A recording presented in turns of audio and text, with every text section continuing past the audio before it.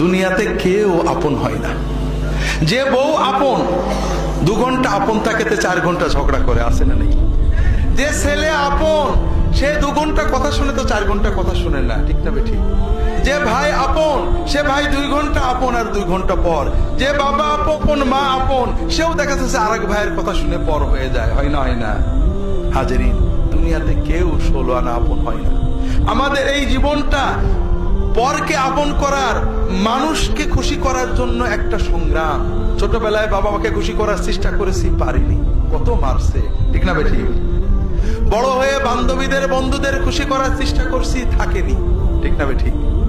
বিয়ে করে বউকে, স্বামীকে খুশি করার চেষ্টা করেছি, 16 আনা কখনোই হয়নি, ঠিক না বেঠিক?